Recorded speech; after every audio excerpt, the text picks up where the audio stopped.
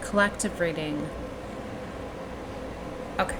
So we have the... Okay, this is really bright. Let me turn it down a little bit. We have the full moon approaching our last supermoon. Okay.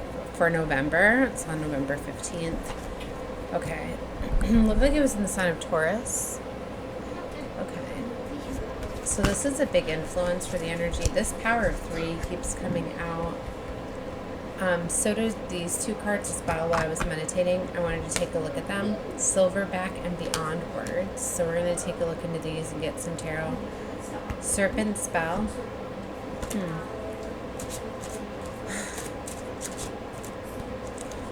I don't know if I want to give it power or not. We'll see. Because I felt it kind of slid out there.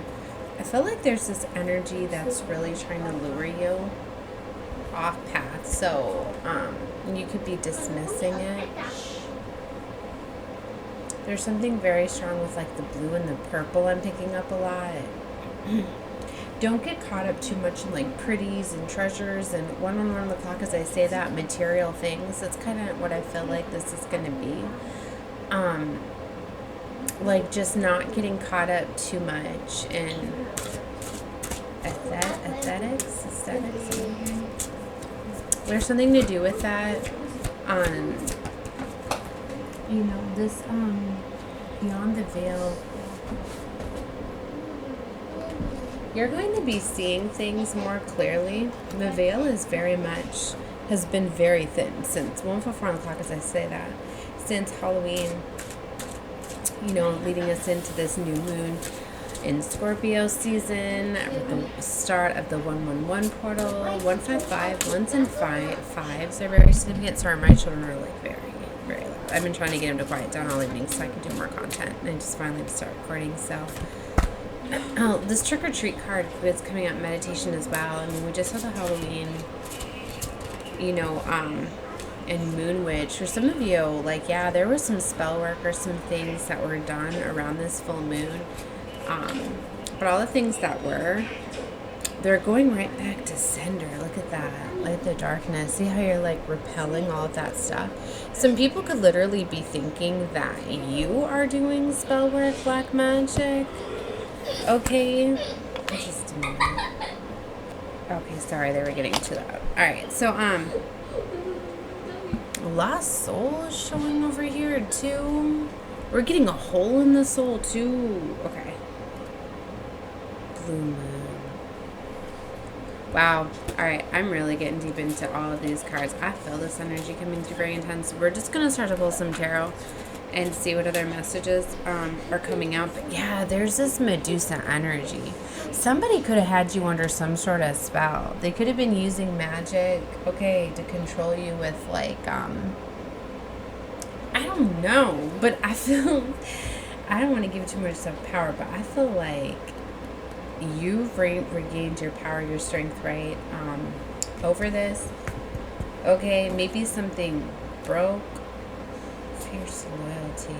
For a lot of you, it was tested, and I'm getting to, like, family. For some of you, you could have had help, okay? You could have had, like, star family, soul family come in, and help, like, wake you up. Certain things could have happened to help wake you up to these attacks, these things that were going on, kind of sending the magic back. Okay, Silverback is about respect. If you have drawn this card, you might need a reminder that not everyone will see the world the same way you do. Respect a choice, and it'd be important to take. Okay, reminded approach. There may be see an angel and a dragon dance high in the night sky. As she holds his face close, the meeting of their eyes is both tender and filled with curiosity. His scales are like brushed irons. Like brushed iron, his wings like a turquoise cape. Her feathers are refined and soft. Her skin is delicate and silky. Alright, so in some readings, this card will ask if who is being disrespected. Is it you? It might be time to address the situation. Okay. I really feel you're standing up like, yeah, there's this energy, this newfound energy, like this strength and courage where you're starting to demand respect and courage, and you're not letting others like disrespect you. There could even be a point where like you're doing this, like you're standing up to somebody, like touching them, like making it known, like, okay. I'm not saying like in an aggressive manner, but like for whoever that's for, I'll understand that. But it's like you're facing things head on. What's this beyond words?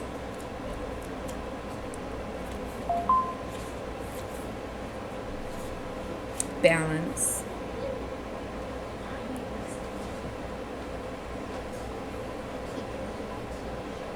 So at the top of this card is the mode. Why did I go right to Beyond the Veil? I was going to say that's not corresponding with the card. Beyond Words is about friendship. If you draw this card, you are being reminded of an unbreakable bond, one that can be trusted or relied on, but also brings much satisfaction. These connections are based on a soul level rather than on an earthly one.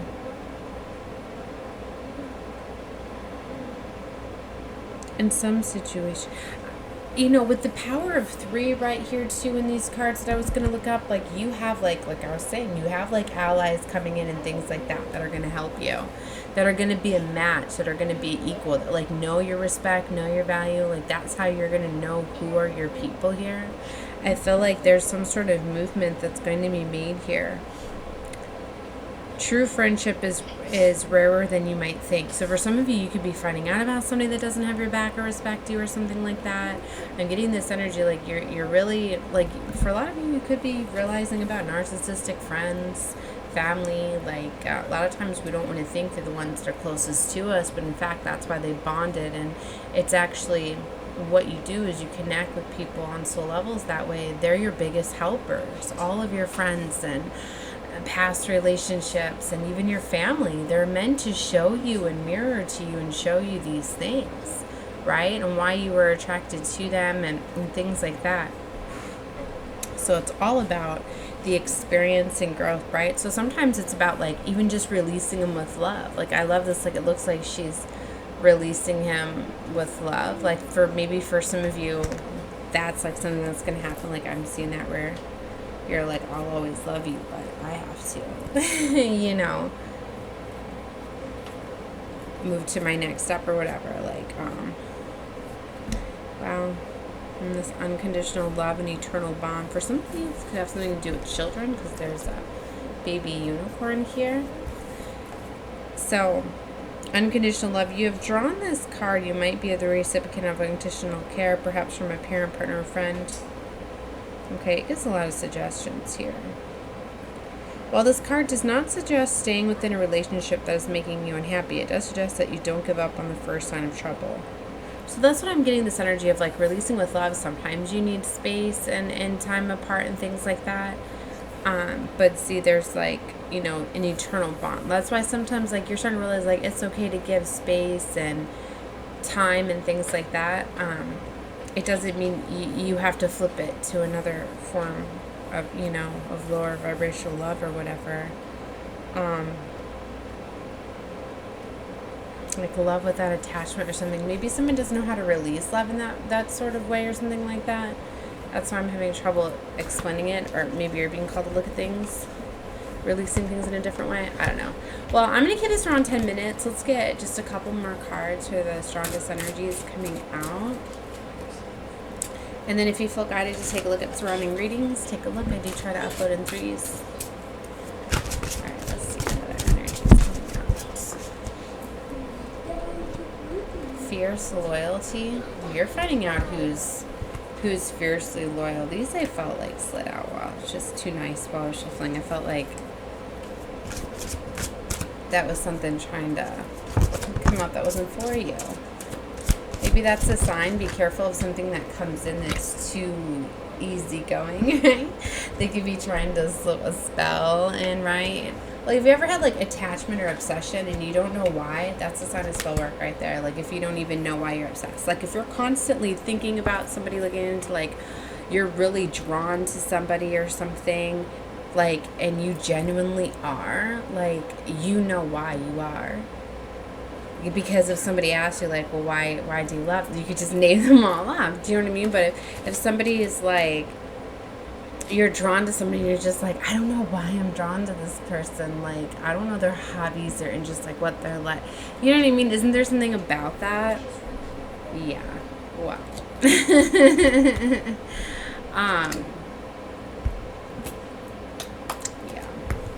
I'm gonna leave it there. Normally that.